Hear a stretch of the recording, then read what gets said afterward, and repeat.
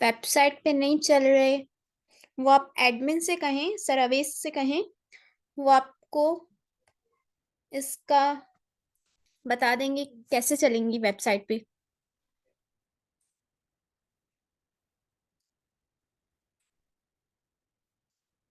Physics की मैं कहती हूँ मैम से कि वो आपको दे दें।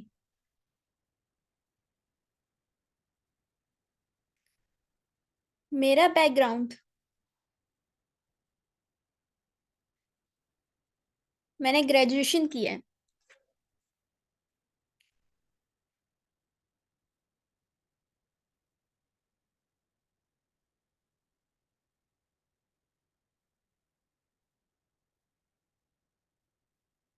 मेरी ग्रेजुएशन है जोलॉजी में। ओके, चलें स्टार्ट करते हैं। आज का हमारा चैप्टर है chapter number 5, cell cycle. Number A is O one is the series of events from the time a cell is produced until it completes mitosis and produce new cells. The series of events कि एक complete series है events की, means एक के बाद एक चीज हो रही है। From the time a cell is produced until, इस इवेंट में जो है सेल प्रोड्यूस हो रहे हैं, until it complete mitosis and produce new cell. कि सेल जो है एक पूरी सीरीज है जिसमें आपका जो सेल है वो न्यू सेल बना रहा है तब तक जब तक वो माइटोसिस को कंप्लीट नहीं करा। A cell cycle, B is interphase, C is karyokinesis and D is cytokinesis. Means ऐसी सीरीज जिसमें से सेल पास हो रहा है और न्यू सेल बना रहा है, ऐसी सीरीज जिसमें सेल काफी स्टेजेस से गुजर रहा है और इसके बाद वो मियोसिस माइटोसिस कर रहा है और माइटोसिस के बाद वो न्यू सेल प्रोड्यूस कर रहा है, उसको हम क्या कहेंगे?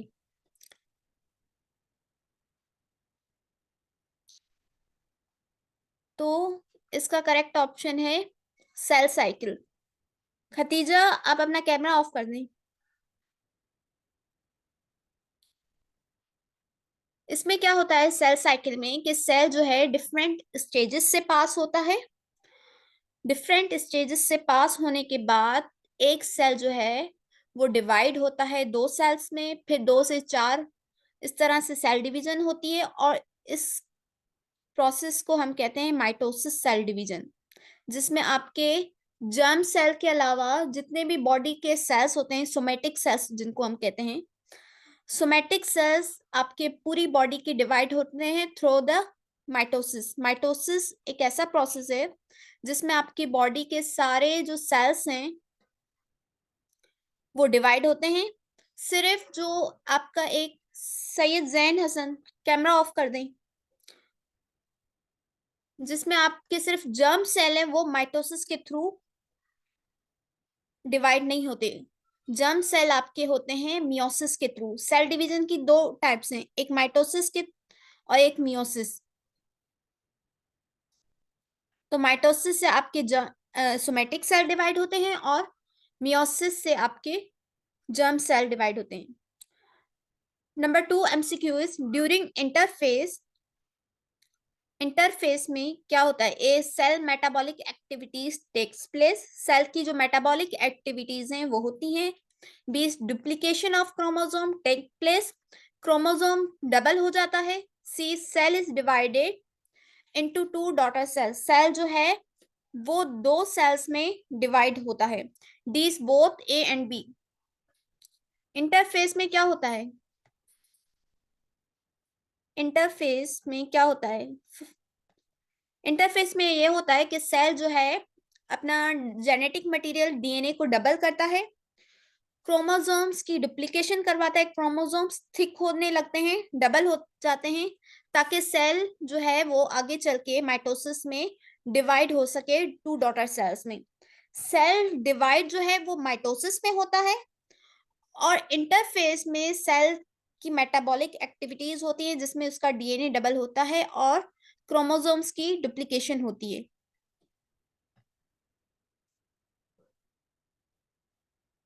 सिंपली ये भी कह सकते हैं कि ग्रोथ फेज या सेल अपने आप को डिवीजन के लिए तैयार करता है इंटरफेस में। Number 3 is the major phases of cell cycle are. Cell cycle के कितने मेजर फेसेस हैं? A is 5, B is 4, C is 3 and D is 2।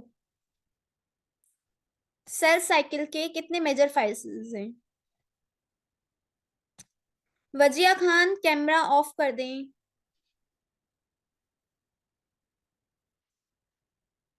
कितने फेसेस हैं इस सेल साइकिल के? एक होता है इंटरफेस,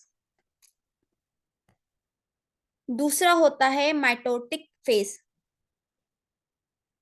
सेकंड का करेक्ट आंसर है D, both A and B.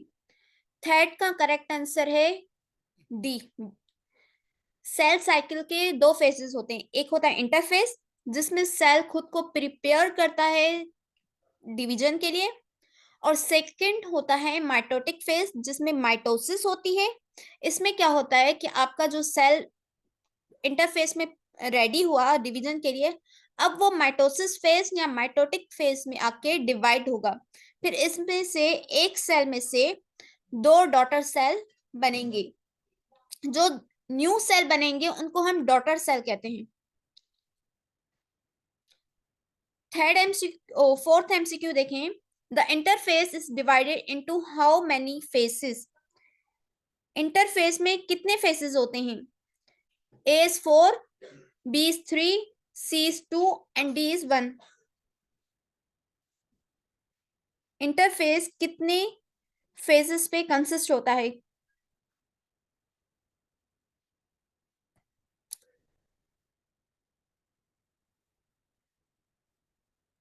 Interface के तीन फेजेस होते हैं, एक होता है G1, दूसरा होता है S फेज और तीसरा फेज होता है G2 फेज। G1 को हम गैप 1 भी कहते हैं और S फेज और G2 को गैप 2 फेज भी कहा जाता है। तो तीन फेजेस हैं, G1, S और G2। सज्जाद गुणियों अपनी कैमरा ऑफ कर दें।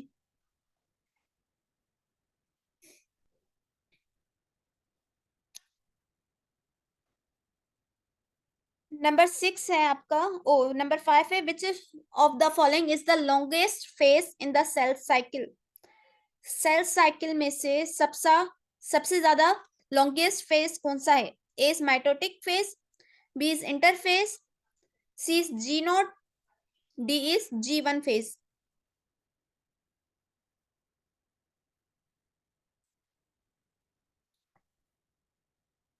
Which is the longest phase in the cell cycle?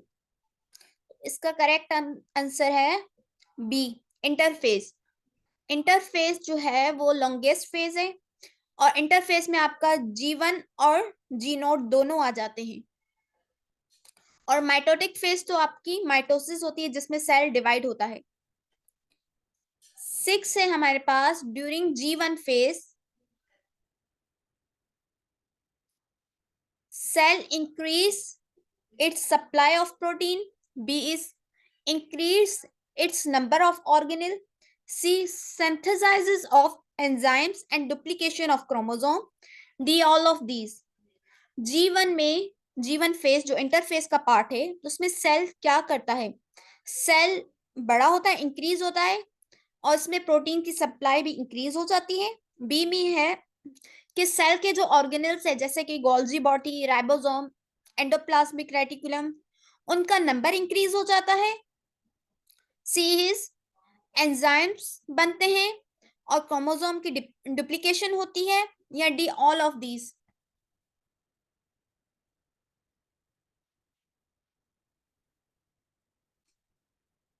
तो इसका करेक्ट आंसर है डी ऑल ऑफ दिस।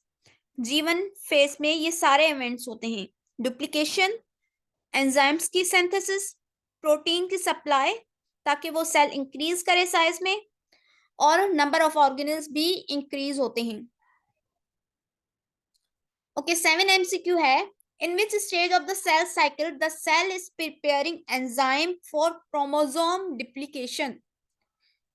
कौन सा फेज है सेल साइकिल का या कौन सी स्टेज है जिसमें जो है the cell is preparing enzyme, cell अपने अंदर एंजाइम्स बनाता है ताकि वो क्रोमोसोम की डुप्लीकेशन करवा सके। A is S phase, B is G1 phase, C is G2 phase and D is M phase. M phase तो माइटोटिक फेज हो गया जिसमें सेल डिवीजन होती है। G1 का आपने पढ़ लिया कि उसमें सेल की प्रोटीन होती है और एंजाइम्स वगैरह।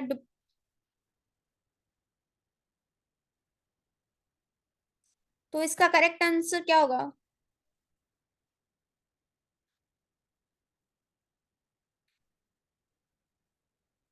सिंथेसाइजेस क्या है बाकी? मैंने अभी G1 पढ़ाया है, एस और G2 पे नहीं गई मैं।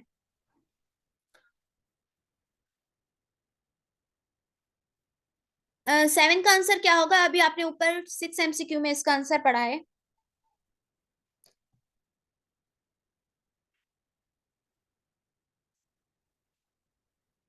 7 MCQ का आंसर है G1 फेज। G1 फेज में आपने अभी ऊपर स्टेटमेंट पढ़ी G1 फेज के इवेंट्स के synthesis of enzyme and duplication of chromosome. Cell is preparing enzyme for chromosome duplication occurred in G1 phase. Number 8 MCQ है आपका, in which phase cell duplicate it chromosome. कौन सा phase है cell cycle का जिसमें chromosome duplicate होते हैं? A is G1 phase, B is S phase, C is G2 phase and D is G0 phase. G0 phase में cell आपके रुक जाता है, वो डिवाइड नहीं होता।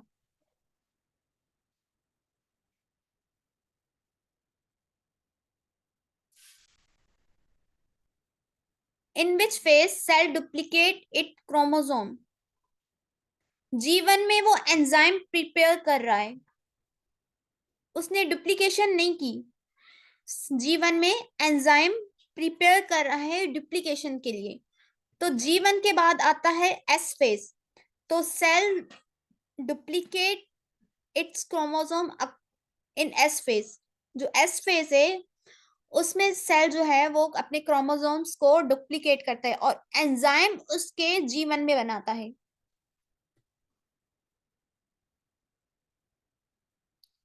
Okay, 9 MCQ, the phase of interface in which cell prepare protein for mitosis. कौन सा फेज है जिसमें सेल जो है माइटोसिस के लिए प्रोटीन बनाता है? A G1 phase, B S phase, C G2 phase and D G0 phase.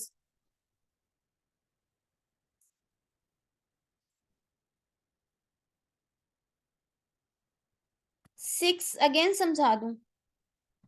6 में ये जो है कि G1 फेज के जितने भी इवेंट्स होते हैं वो सारे लिखे हुए हैं यहाँ पे कि सेल जो है इंक्रीज होता है। इंक्रीज कैसे होगा? उसको जब तक सेल को प्रोटीन नहीं मिलेगी। इसकी सिंपल एग्जांपल आप खुद को देख लें। आप प्रोटीनियस चीजें खाते हैं, एग वगैरह, आपकी ग्रोथ होती है। इसी तरह सेल को जब प्रोटीन मिलती है तब जाके उसकी सेल की साइज इंक्रीज होती है। तो प्रोटीन सप्लाई की वजह से सेल की साइज इंक्रीज होगी। ऑब्वियसली जब सेल बढ़ेगा तो उसके अंदर जितने भी ऑर्गेनल्स हैं वो भी बढ़ेंगे, वो डबल होते जाएंगे। सेल जैसे साइज में बढ़ेगा उसके ऑर्गेनल्स भी डबल होंगे क्योंकि सेल को डिवाइड होना है। जब तक ऑर्गेनल डबल नहीं होंगे सेल कैसे डिवाइड होगा? और इसके अलावा क्रोमोसोम्स को डुप्लीकेट होना है और इस डुप्लीकेशन के लिए क्रोमोसोम्स को एंजाइम्स चाहिए। वो एंजाइम्स G1 फेज में सेल अपने अंदर सिंथेसाइज करता है, बनाता है।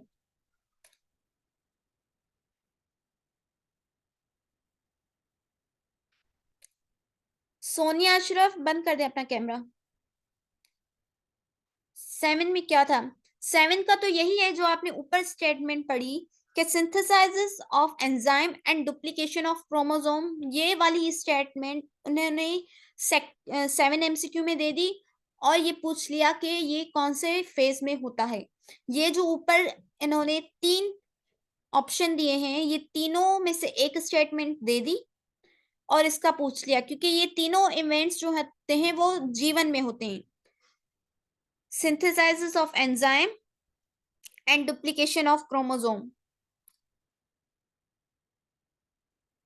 कौन से एमसीक्यू? 9 एमसीक्यू पे थे। The phase of interface in which cell prepare protein for mitosis. वो ऐसा कौन सा फेज है जिसमें सेल जो है अपने अंदर प्रोटीन बनाता है तक माइटोसिस के लिए? ए is G1, B is S phase, C is G2 phase and D is G naught.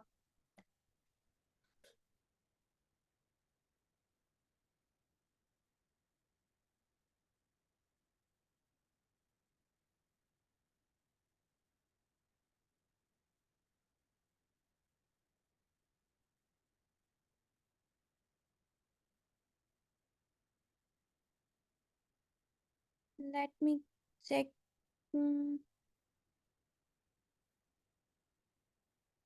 In your chapter this let ये आप अपनी बुक से कंफर्म करें, क्योंकि ये जो मैंने स्लाइड बनाई है वो सारी बुक से ही बनाई है। जो बुक में चीजें लिखी गई हैं उन्हीं से स्लाइड्स बनाई हैं। कोई भी चीज मैंने आउट ऑफ नहीं ली बुक से।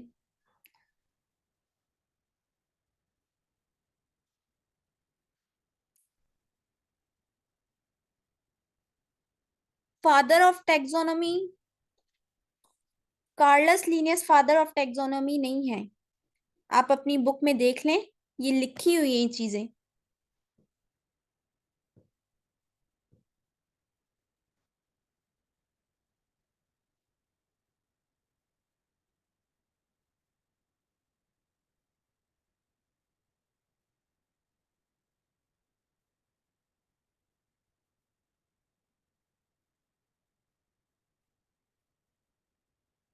अरिस्टोल जो है वो पहले जो है फर्स्ट टाइम टैक्सोनॉमी का पूछ रही है ना आप, तो फर्स्ट जो थे वो अरिस्टोल थे।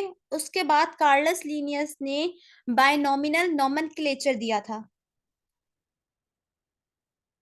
अर्लियर जो है अरिस्टोल है, उसके बाद कार्लस लीनियस ने तो नोमेनक्लेचर दिया था, बायनॉमिनल नोमेनक्लेचर, जिसके थ्रू आप नेमिंग देते हैं, बॉटेनिकल नेम देते हैं या फिर जोलॉजिकल नेम देते हैं।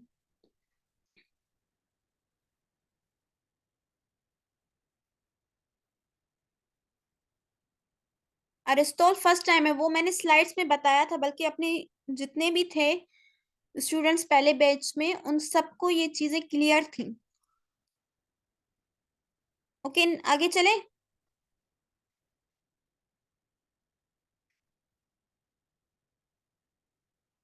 ये सारे फेस अभी रिपीट करूं, फिर ये एमसीक्यूज रह जाएंगे अगर यहाँ पे मैं रिपीट करने बैठ गई।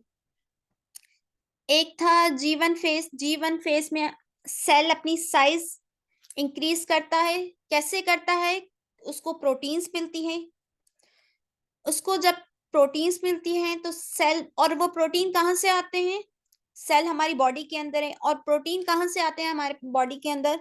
हम प्रोटीनियस चीजें खाते हैं, पल्सेस, एग, जिनके अंदर प्रोटीन्स हैं। ये प्रोटीन हमारे सेल को मिलते हैं, और सेल को जब प्रोटीन मिलते हैं तो वो सेल अपनी साइज इंक्रीज करता है। और जब साइज अपनी इंक्रीज करता है तो ऑब्वियसली उसके अंदर जितने भी ऑर्गेनल्स हैं वो भी डबल हो जाते हैं।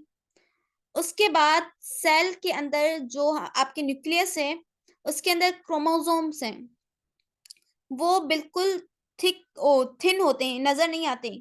वो थिक होते हैं, आपके इंटरफेस में मोटे हो जाते हैं, डुप्लीकेट होते हैं। तो वो डुप्लीकेशन जीवन में नहीं होती, बल्कि उस डुप्लीकेशन के लिए जो एंजाइम्स की रिक्वायरमेंट होती है वो G1 फेज में बनते हैं एंजाइम्स। वो एंजाइम्स भी आपके सेल के अंदर ही बनते हैं ताकि वो GOS फेज में उनकी डुप्लीकेशन करवा सके। एस फेज में उन क्रोमोसोम्स की डुप्लीकेशन होती है। उसके बाद जो है वो सेल G2 फेज में क्या करता है, वो अपने अंदर प्रोटीन बनाता है, ताकि वो जब माइटोसिस में आके सेल डिवाइड होगा तो उसको प्रोटीन की नीड होगी। वो प्रोटीन अब G2 फेज में बनते हैं।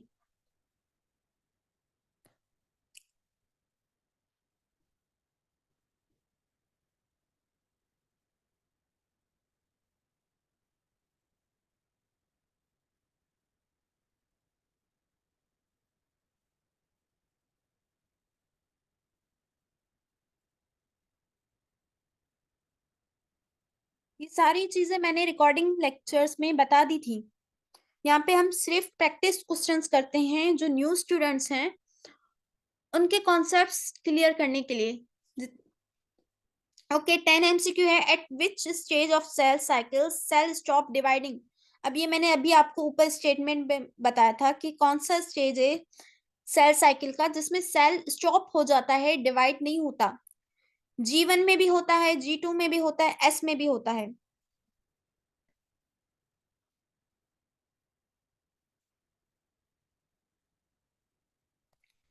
कौन सा फेज है जिसमें सेल जो है वो आके रुक जाता है, अपने आप को बाउंड कर लेता है, डिवाइड। तो G0 फेज है जिसमें सेल आके स्टॉप हो जाता है, डिवाइड नहीं होता। 11 MCQ is the cell that do not enter G0 phase and continue to divide throughout an organism life। ऐसा कौन सा सेल है जो G0 फेज में नहीं आता बल्कि सारी जिंदगी जब तक लाइफ रहती है वो डिवाइड होता रहता है? A is neuron, B is epithelial cell, C is liver cell and D is kidney cell। बहुत सारे बॉडी के ऐसे सेल्स हैं जो G0 फेज में आ जाते हैं और वो रुक जाते हैं, वो आगे डिवाइड नहीं होती। मगर यहाँ पे पूछ रहा है वो ऐसा कौन सा सेल है जो G0 फेज में नहीं आता बल्कि कंटिन्यू डिवाइड होता है जब तक आपकी लिविंग ऑर्गेनिज्म की लाइफ चल रही है? लिवर सेल नहीं है। और गैस करें।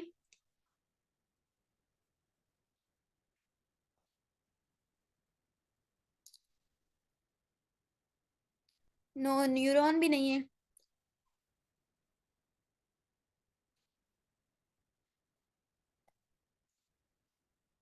तो इसका करेक्ट आंसर है एपिथेलियल सेल। जो आपके स्किन के सेल्स होते हैं ना वो कंटिन्यूअस डिवाइड होते हैं।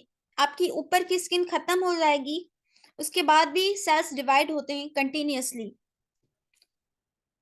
ओके, ये 12 को छोड़ दें क्योंकि ये डिस्कवरी पूछा है, ये नहीं आता एमसीक्यूज। 13 है हु डिस्कवर्ड माइटोसिस। इसको भी छोड़ दें, ये भी नहीं आता पर बता देती हूँ। Who discovered mitosis? A is Walther Flemming, B is Oscar Hertwig, C is T H Morgan and D is August Weismann. Mitosis को किसने डिस्कवर किया था?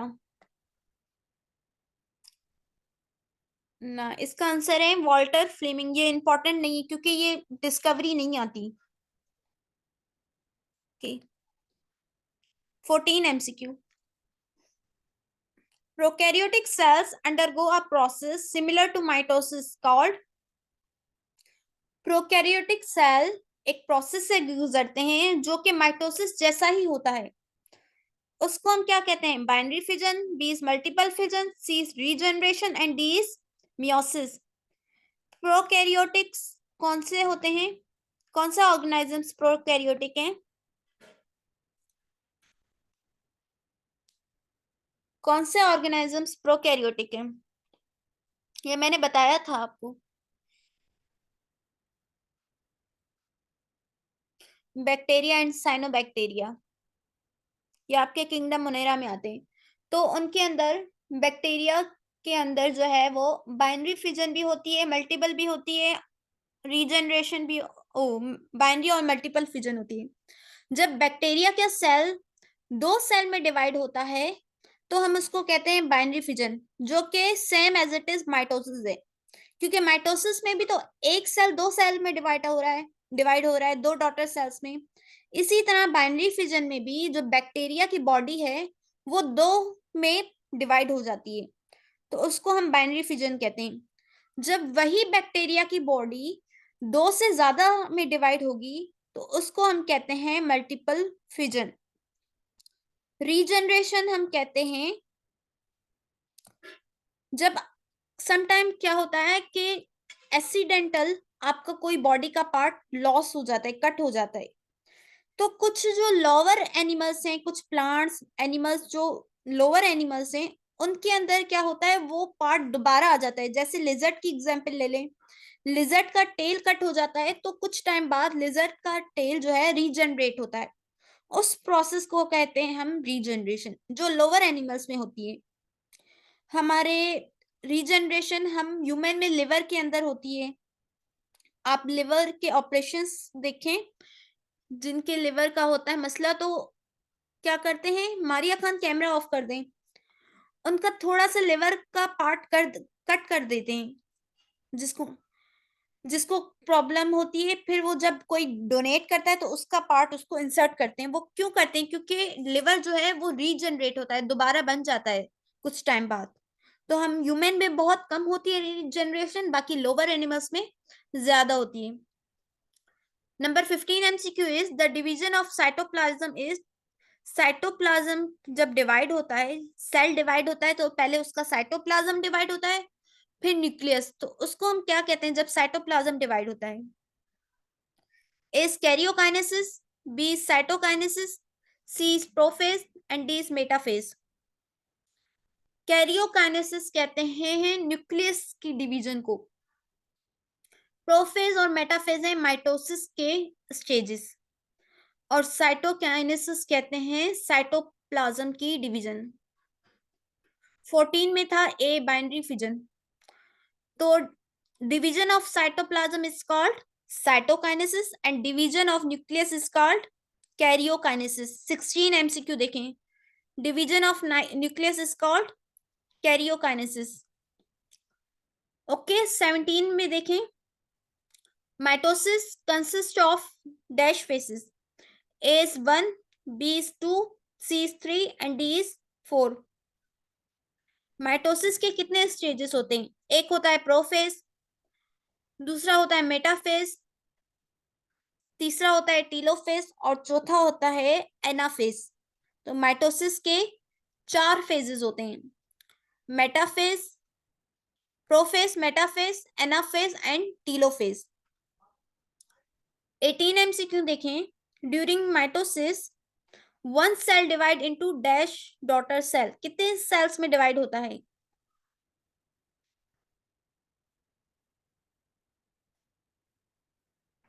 One cell during mitosis. अभी आपने पढ़ा ऊपर कि माइटोसिस में क्या होता है कि एक सेल 2 सेल में डिवाइड होता है। Same as it is prokaryotic cell में भी जब सेल 2 सेल में डिवाइड होता है तो उसको हम बाइनरी कहते हैं, बाय मीन्स 2।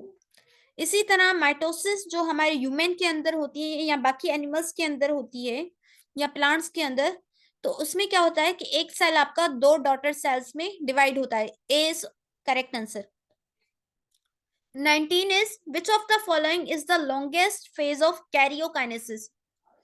कैरियोकाइनेसिस में आपका है जिसमें आपका न्यूक्लियस डिवाइड होता है, उसका सबसे ज्यादा लॉन्गेस्ट फेज कौन सा है? A is prophase, B is metaphase, C is anaphase and D is telophase. Which is the longest phase of, Rahima Mansoor camera off कर दें, which is the longest phase of karyokinesis? 17 का था 4, 17 का है 4। Longest phase is,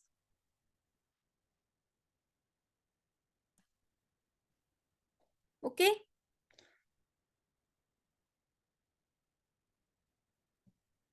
which is the longest phase of karyokinesis? तो इसका answer है prophase.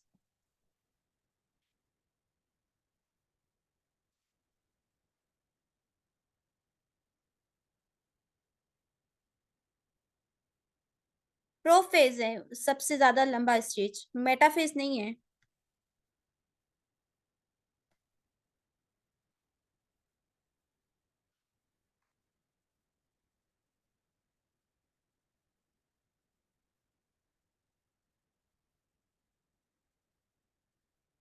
फिर 20 MCQ, complete set of spindle fibres is known as, जो स्पेंडल फाइबर अराइज होते हैं 3 टाइप्स के,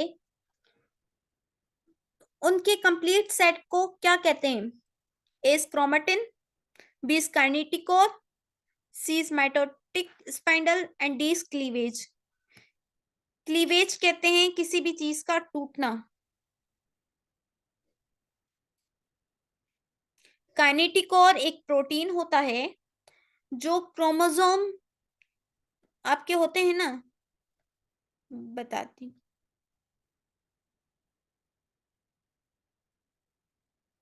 क्रोमोसोम होते हैं,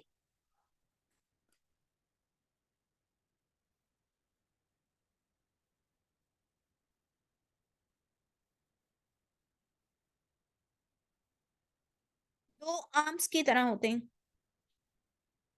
इनके बीच में क्या होता है, सेंटर में प्रोटीन डिस्क शेप होती है एक, जिसको हम कहते हैं काइनेटिकोर। यहाँ पे एक पॉइंट ऑफ अटैचमेंट होता है क्रोमोसोम के, यहाँ पे एक प्रोटीन होता है जिसको हम कहते हैं काइनेटिकोर।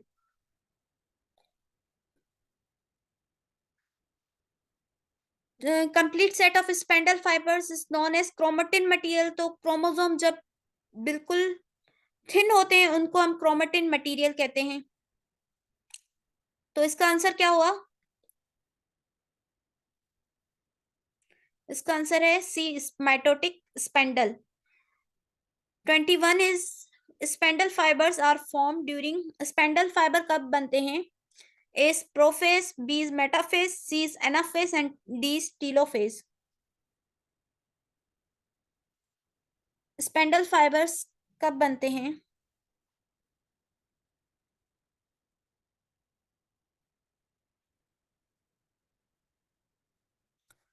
मीटिंग एक्सपायर होने वाली 1 मिनट है, सो इसको करें, फिर 10 मिनट बाद दूसरी लिंक भेजती हूँ मैं।